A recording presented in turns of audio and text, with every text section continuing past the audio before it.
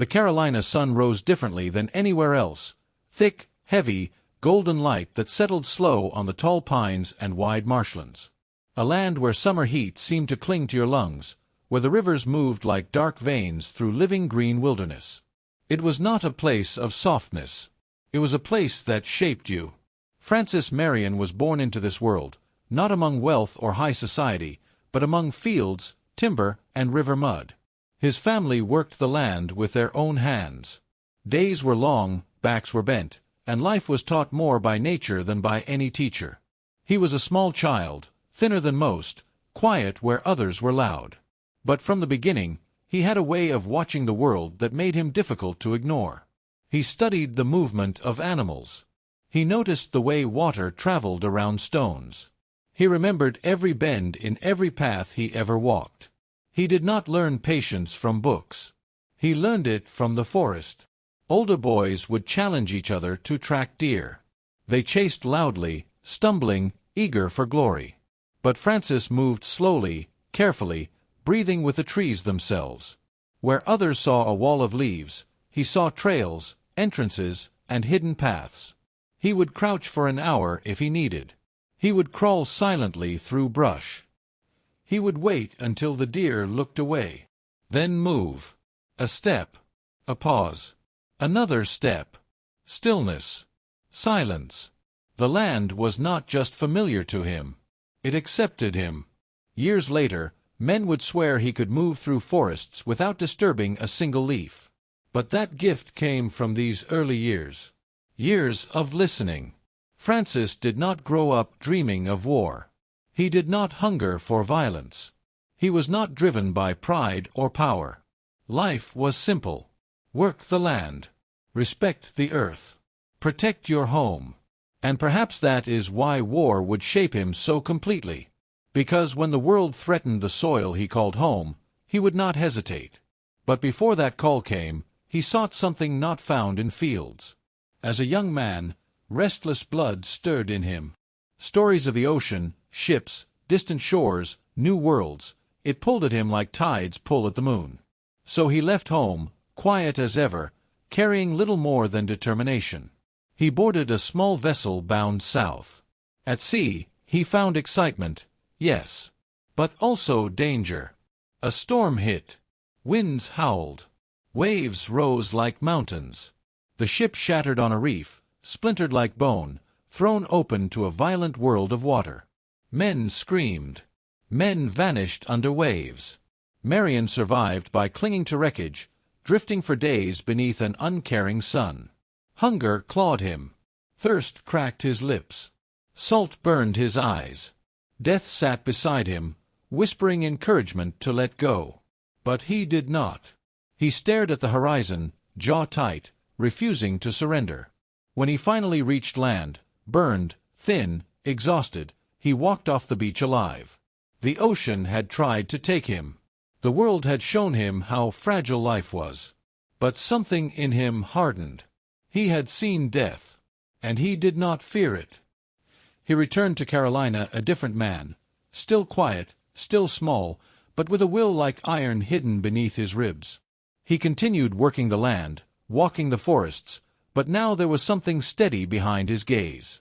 A calm built not from safety, but from surviving the edge of the end. He never spoke of the wreck again. He didn't need to. It lived in him. When trouble began to stir in the colonies, when whispers of revolt turned into arguments, and arguments into threats, when the British crown tightened its grip, Francis Marion felt something in his chest shift. The land he loved, the people he knew, the quiet life built on sweat and patience. It was being taken. And a man who has already survived death does not hesitate to stand against tyranny. He did not raise his voice. He did not give speeches. He simply picked up his rifle, saddled his horse, and rode toward the sound of war. The colonies had begun to tremble. What started as complaints of taxes and laws had now thickened into something far heavier: fear, resentment, indignation. British redcoats patrolled streets where once only farmers and merchants walked. Harbors swelled with ships that did not come to trade, but to watch, to control, to remind. Tension lived in the air like storm heat before lightning. Francis Marion did not rush to the front lines like some men did, swept away by speeches or the fever of crowds. He watched. He listened. The world was changing, and he wanted to understand the shape of it before he stepped inside. But fate has a way of calling certain men, even when they do not speak their names. Word traveled through the Carolinas. War had begun at Lexington and Concord. Shots had been fired. People had fallen. The dream of peace was shattering. To some, it was frightening. To others, clarifying. Francis Marion did not debate. He did not argue politics or theory. He did not write pamphlets or petitions. He did something far simpler. He showed up. He entered the militia quietly, almost anonymously. He brought no fanfare, no grand declaration of purpose. But the men noticed him immediately, not because he stood tall or spoke loudly, but because he observed everything. He saw details others did not see. He sensed movement before it happened. He read the ground, the wind, the spacing between soldiers like it was a map written only for him. War came to the South slower than it had to the North. But when it arrived, it came like wildfire. British armies swept into Charleston, drums pounding, boots pounding dirt roads into submission. Cannons rolled through streets where children once chased chickens. The city fell, and with it, hope began to flicker. Some men broke. Some fled. Some said the war was already lost. But Marion did not accept that. He refused to believe that freedom could die simply because powerful men demanded it. He joined the Continental Army under General William Moultrie and later fought at the Battle of Sullivan's Island, where British ships blasted the Palmetto log fort until smoke drowned the sky. The air was black with burning powder, the sea churned red, the boom of cannons echoed like thunder splitting the world. Men around Marion shouted, panicked, prayed, cursed. Powder smoke burned their eyes raw. Splinters from shattered wood tore flesh like knives. Marion moved silently through it all, loading, aiming, firing, reloading. Again, again, again. No wasted movement. No fear. No noise. He did not fight with fury. He fought with precision. A musket is a slow weapon. A good soldier fires 3 shots a minute. Marion averaged 4. Every shot deliberate. Every shot placed where it mattered. His calm unnerved the men around him. They had seen courage before, yes, but not this. This was not the courage of rage, or adrenaline, or desperation. This was something colder, steadier, a courage made by accepting death and refusing to obey it. When the British finally retreated from Sullivan's Island, the patriots cheered. Cries of victory filled the coast. Muskets were raised. Flags waved. Men embraced like brothers. Marion stepped away from the celebration. Victories were illusions if they did not change the war. He looked at the devastation. He looked at the smoke. He looked at the ocean that had nearly claimed him once before. And he knew the British would be back. Stronger, angrier, and relentless. The colonies had won a moment, not the war. Marion did not return home to rest. He did not celebrate. He drilled. He trained. He learned. He watched how British officers commanded, how they marched, how they thought like men who had never been denied. And slowly, something formed inside him.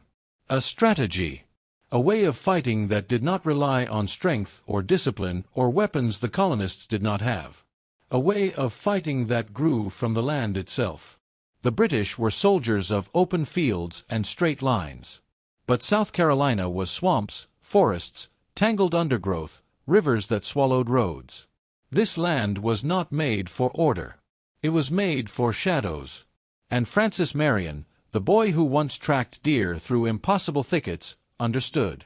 If the British could not see the enemy, they could not defeat the enemy. The forest would be their shield. The swamps would be their armor. The night would be their ally. War, for Marion, was no longer going to be fought where the British expected. It would be fought everywhere else. The war was changing, and the South was bleeding. The British returned with fury. An army vast, disciplined, well-fed, well-armed. Redcoats burned like fire on the horizon. Their boots pounded the clay roads of the Carolinas like a drumbeat of dominance. Town after town fell. Plantations burned. Families fled or bowed. And those who had once shouted for liberty now whispered their regrets behind shuttered windows. The revolution in the South was dying. But not in the swamps. Francis Marion saw what most commanders refused to acknowledge. The Continental Army, here, could not match Britain in open battle. They did not have the supplies, the numbers, the horses, the powder, the training. To fight the British their way was to walk willingly into defeat. So he didn't. He rode into the forests, into the wetlands, where the world narrowed into shadows and water. Most men feared the swamps, those endless green labyrinths humming with insects, crawling with snakes, sinking under every step, where solid land could vanish in a heartbeat. But Marion had spent his life studying land that others misunderstood. He knew where the ground held firm beneath a layer of water. He knew which deer paths led to riverbanks and which led to sinkholes. He knew how the sound of distant frogs could tell you where the water deepened, and how the flight of herons revealed hidden islands. He knew how to disappear. A handful of men followed him at first. Farmers, hunters, men who didn't ask for glory, only a chance to keep their homes from being crushed under an empire. Their clothes were worn. Their horses were lean. Many carried tools converted into weapons. But they had something the British did not.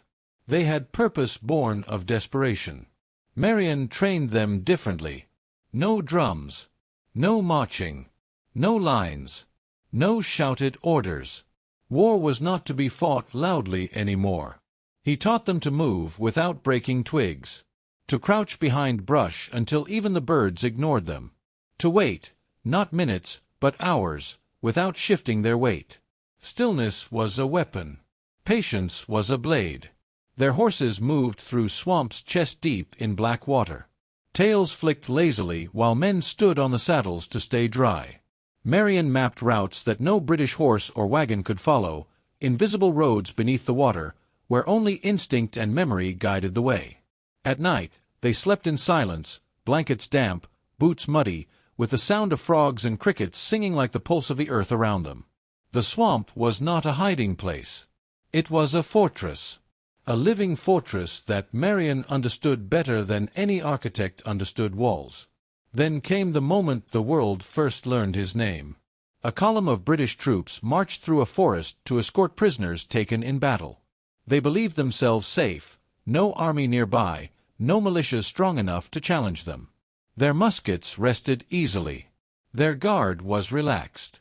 They did not know they were being watched. Marion waited with 20 men. 20 against more than 100. His lieutenants whispered, "We can't win this." Marion didn't whisper back. He didn't need to. His silence was an answer. He gave one signal, just a raised hand. The forest erupted. Not in shouts, not at first. In sound. A single volley. Crack, crack, crack. 20 rifles, 20 targets.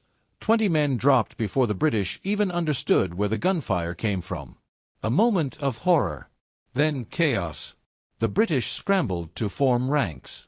They yelled orders. They tried to see through the smoke, the trees, the dense undergrowth. But Marion's men were already gone. They had fired once, then slipped deeper into the woods like shadows fading in moonlight.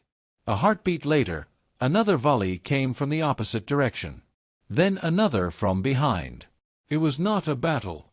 It was a riddle the British could not solve. They fired into trees. They lunged at empty brush. They swung bayonets at air. Within minutes, the British lines shattered. The prisoners were freed. Supplies captured. Officers killed or fleeing. And the swamp swallowed the patriots again. What remained on the field was not just victory. It was fear. Word spread like fire on dry grass. There is a man in the swamps who does not fight like other men. A rumor. A whisper. A warning. The British sent scouts. Patrols. Entire cavalry detachments. They never found him. He was everywhere. And nowhere. A presence without footsteps. An army without a camp. The revolution in the South was not dead. It had simply stepped into the shadows. And Francis Marion had become its heartbeat. The British were no longer merely annoyed by Francis Marion. They were haunted by him. Reports arrived at British headquarters like fragments of a nightmare.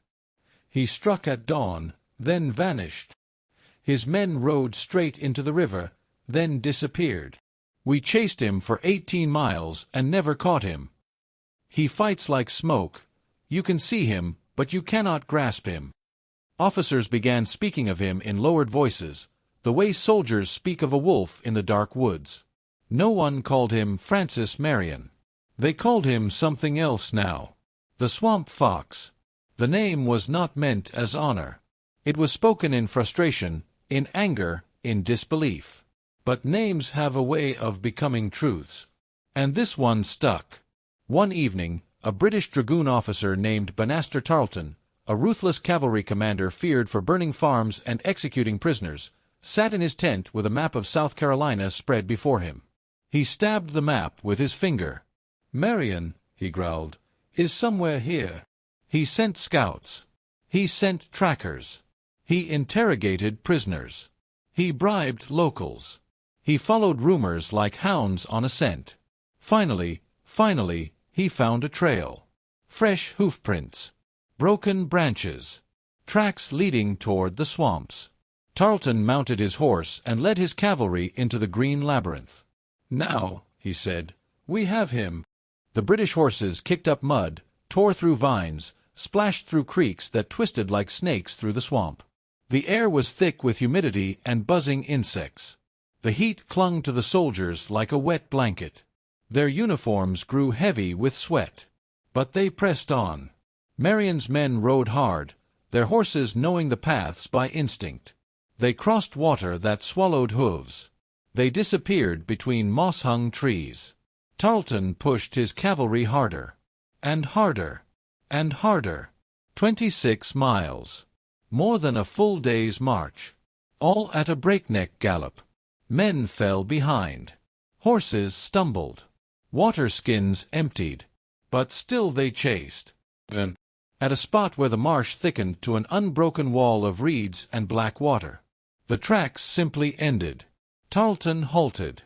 His soldiers gasped for air. Mud covered them from boots to chest. There was no sound except the buzzing of insects. Marion was gone. Not defeated. Not beaten. Gone, like a spirit evaporating into mist. A British captain, exhausted and shaken, finally said, "Sir, how do we catch a man who does not stand and fight?" Tarleton spat into the water. "We do not." Silent. Seething. Defeated without a battle. The next day, in a report written with boiling frustration, Tarleton declared, "As for this damned old fox, the devil himself could not catch him." The Americans read those words, and smiled. The legend of the Swamp Fox was now written, not in American praise, but in the enemy's admission of fear. From that moment, every patriot fighter in the South knew. They were not alone. They were not beaten. The British were not invincible. Hope returned. And hope was a weapon sharper than any blade. But the war was not finished. The British grew harsher. Raids became massacres. Plantations burned not to weaken supply, but to crush spirit. Men were hanged as examples. Families threatened. Loyalists stirred neighbor against neighbor. The South became a battlefield not just of armies, but of souls. And Francis Marion, with his mud-covered coat and swamp-born strategy, was now more than a commander. He was the symbol of resistance. A whisper carried in the trees. A shadow in the marsh. A fox who knew that survival was not enough. Victory must come, even if the road to it was carved through mud, water, secrecy, and sacrifice. The war in the South had become a slow bleed. Not grand armies clashing on open fields, but ambushes, raids, and vengeance in the dead of night. Loyalist militias roamed the countryside burning patriot homes. Patriot partisans answered in kind, striking back from the forests. Neighbors who once shared fields and rivers now hunted each other with muskets and torches. This was not war with drums and banners. This was war in the dark. And through that darkness, Francis Marion moved like something born from it. But Marion knew something dangerous. Guerrilla war alone cannot win a revolution. They could harass the British. They could bleed them. They could keep the flame of resistance alive. But to break the empire, they needed armies, strategy, and commanders who understood the land. So when a courier arrived, mud-splattered, exhausted, barely standing, and handed Marion a sealed message, he opened it with careful, weathered fingers. It was from General Nathanael Greene, Washington's most trusted strategist, newly sent to command the Southern Army. The letter was brief. Colonel Marion, the time has come. The fight must no longer be scattered shadows. Join me, and together we shall break them. N. Greene. Marion read it twice. Then he stood. Because he knew. The war was entering a new phase. When Francis Marion rode to Greene's encampment, soldiers paused their work to watch him pass. He did not look like a hero. No fine uniform. No shining sword. His clothes were patched, faded, and stained by swamp and smoke. But his presence carried weight, like someone who had walked into death and returned knowing its face. Greene approached him slowly, studying him, not his appearance, but his bearing.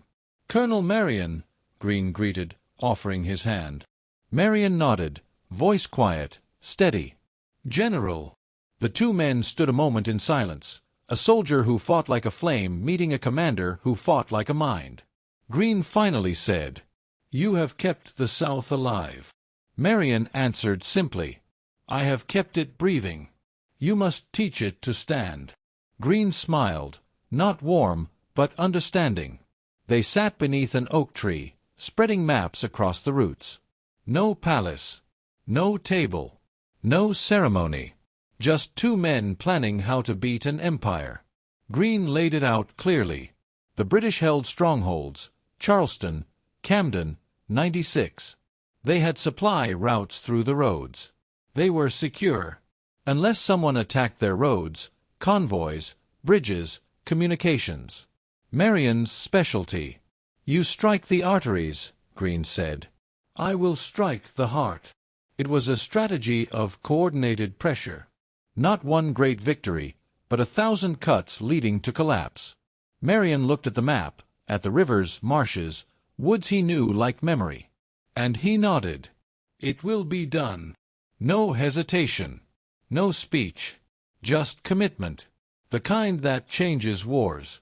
Marion returned to his men, not with grand announcements, but with a quiet certainty that carried its own gravity. The men felt it immediately. There was purpose now. Direction. A campaign, not just survival. They sharpened weapons. They patched coats. They reinforced saddles. Warriors who had fought as shadows were now preparing to become a spear.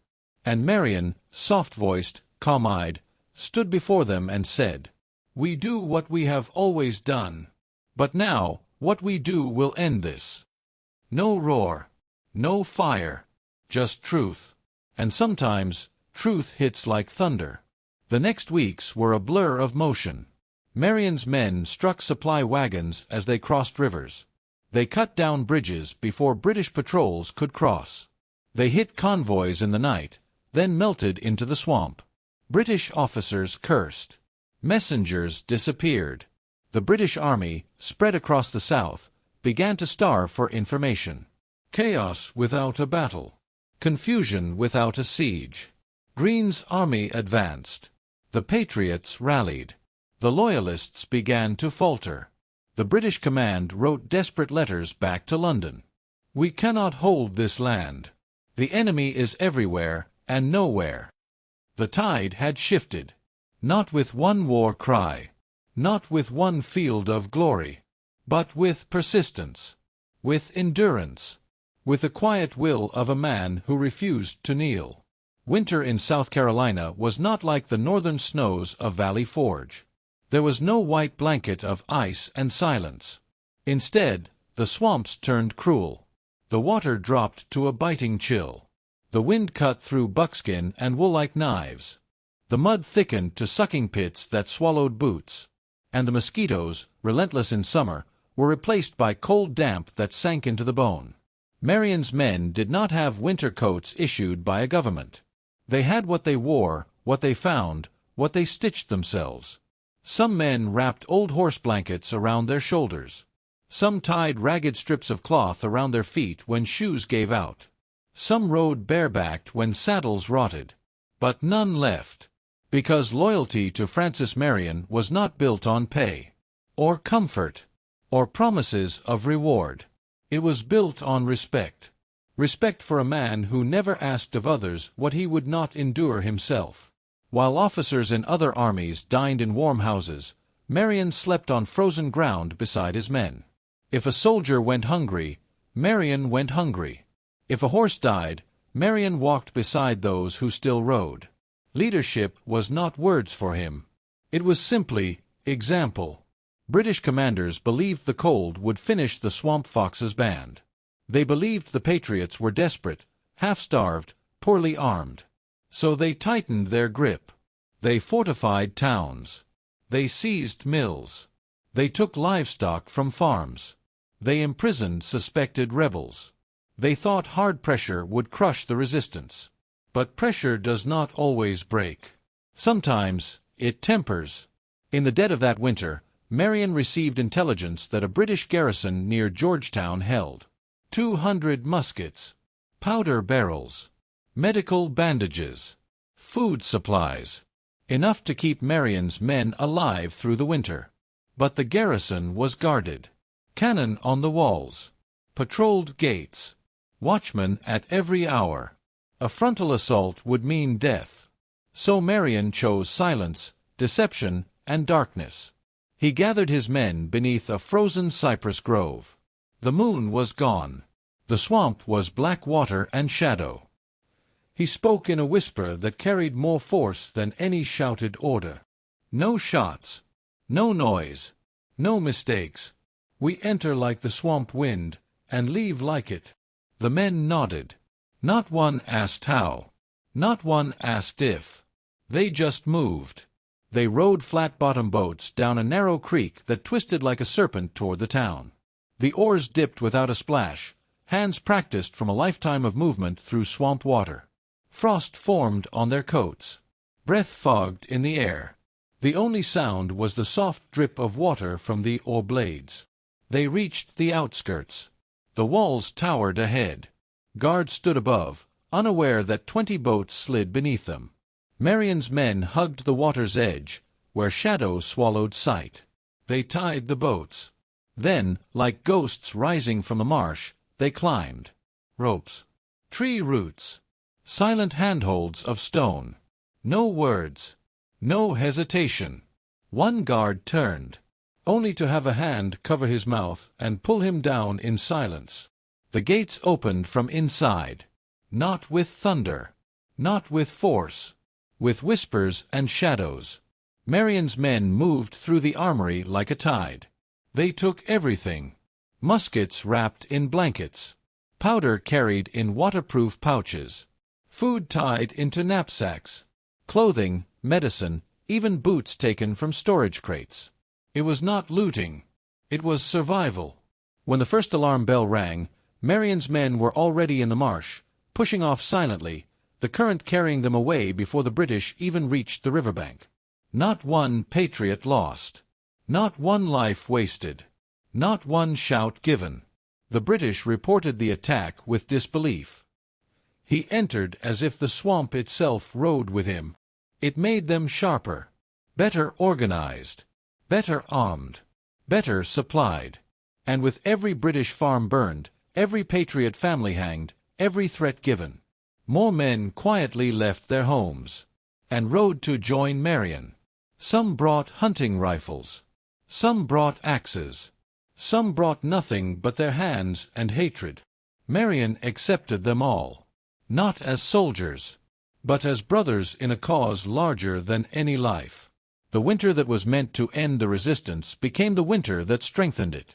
And the British began to realize that they were not fighting an army. They were fighting a land that refused to kneel. A land that had given birth to men like Francis Marion.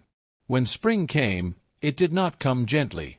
It arrived like a living roar, and with it, the war in the South transformed from small shadows to a sweeping storm. Nathanael Greene was now pressing the British on one side, marching, maneuvering, forcing their armies to chase him across Carolina. Every time the British moved toward Greene, Marion struck behind them, destroying bridges, cutting roads, capturing convoys, freeing prisoners, severing communication lines. The British were trying to hold a continent with chains made of supply and fear. Marion was breaking those chains one link at a time. The British High Command in Charleston studied reports in disbelief. Marion has cut the King's Road.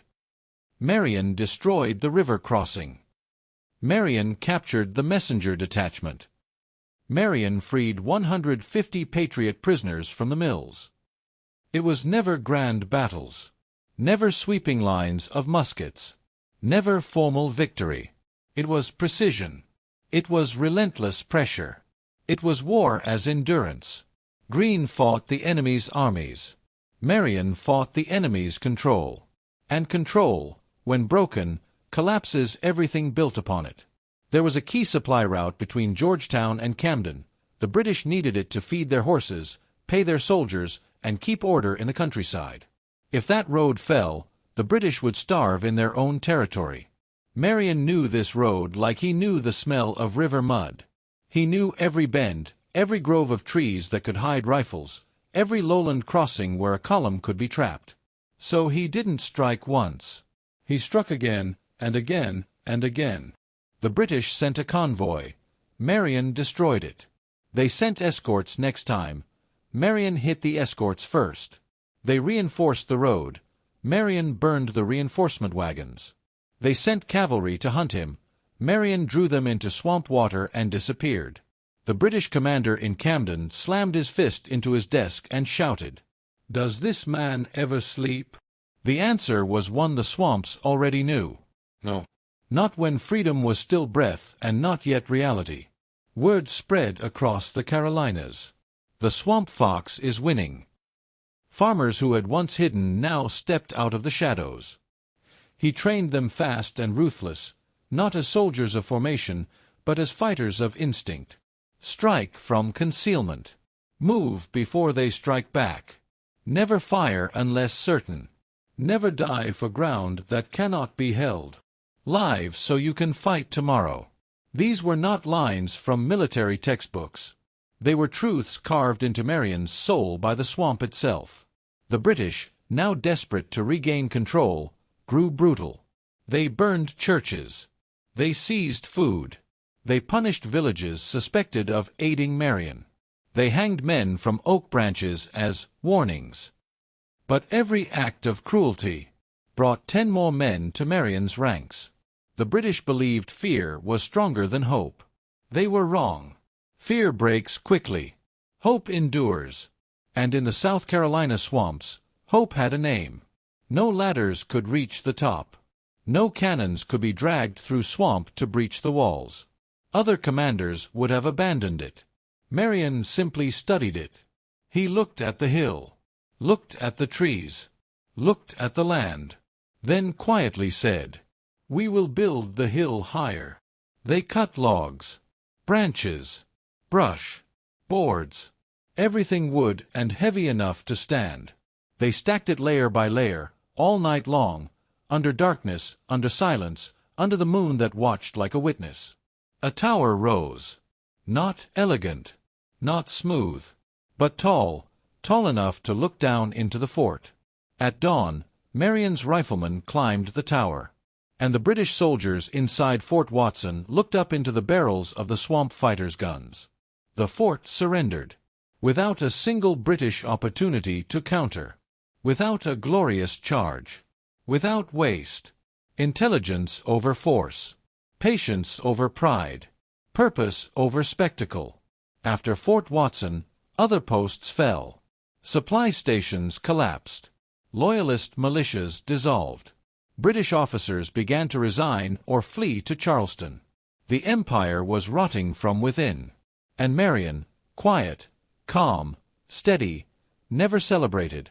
Victories were not moments to cheer. They were steps. Steps toward something greater than glory.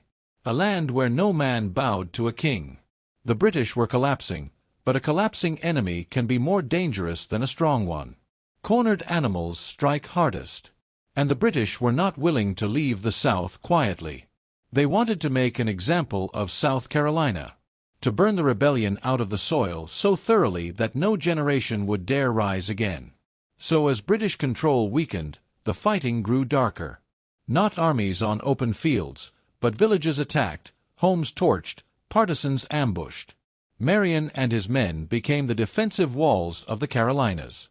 If a farm was threatened, Marion was there first. If a town cried out for help, Marion's riders came through the trees. If the British formed a column, it was Marion's shadow they feared behind every bend. There was a key crossing near the Santee River, Parker's Ferry, where British and Loyalist troops were moving reinforcements. If they crossed, Greene's army could be surrounded. If they didn't, the British position in South Carolina would crack completely. Marion knew this crossing like he knew the veins of his own hand. He studied the ground, the thick trees, the river, the marsh grass as tall as a man on horseback. And he formed a plan, quiet, precise, devastating. He had his men cut long, thick branches and lay them flat across the road, hiding them under fallen leaves. Then he positioned his riflemen deep in the tree line, invisible, still as the dead. Late that afternoon, the British column arrived, 100 strong, confident, laughing, marching in order. Their boots struck the hidden branches. The line collapsed in an instant. Men tripped. Horses panicked. Wagons overturned. Before they could rise, before they could form, before they could even recognize the danger, Marion's riflemen opened fire. Not wild, not chaotic, measured, like carpenters placing nails. Every shot hit. Every movement was silent. The British tried to retreat, ran toward the woods. And the woods answered with bullets. They tried to turn toward the river. And the riverbank swallowed their escape with mud. The column dissolved. Not in minutes. In seconds.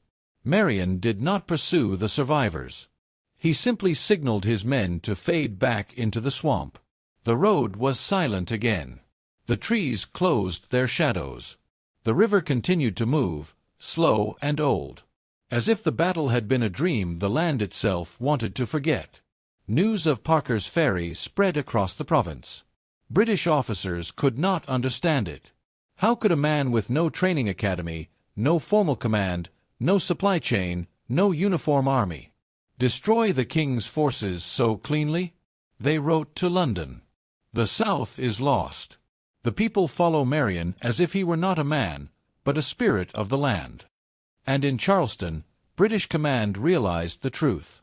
They were holding a city, but Francis Marion held the country. They could stay on the coast, surrounded by walls and cannon. But the fields, the farms, the forests, belonged to the Patriots now. And they were running out of time. Far to the north, another war was reaching its end. Washington and the French cornered the British at Yorktown. Artillery roared for days. Flags burned. Forts fell. The greatest empire in the world knelt on American soil. The news traveled slowly, by rider, over rivers, through forests, across the South. Marion was in camp when the message arrived.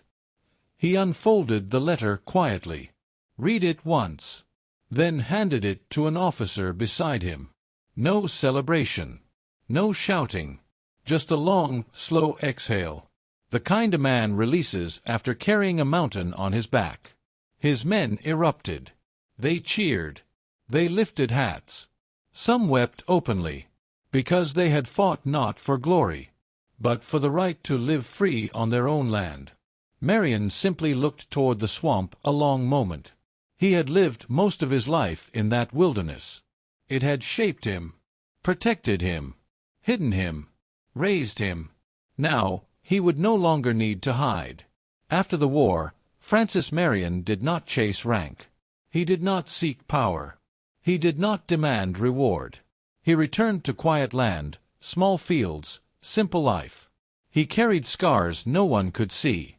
The swamp had been his armor. The war had been his purpose. But peace was something a man must learn again. He walked slowly, spoke softly, worked with his hands, listened to the wind move through the pines. To the world, he was a hero. To himself, he was simply Francis. He was not praised for grand speeches. He did not command vast armies. He did not write history books. He survived. He endured. He never gave up when everything seemed lost. And because of men like him, men who fought with mud on their boots and hunger in their bellies, the revolution did not die in the South. Freedom came walking out of swamps, out of forests, out of the hearts of men who refused to kneel. When history speaks of generals, it speaks of Washington. When history speaks of strategy, it speaks of Greene. But when history speaks of unbreakable wills, it whispers the name Francis Marion. The swamp fox,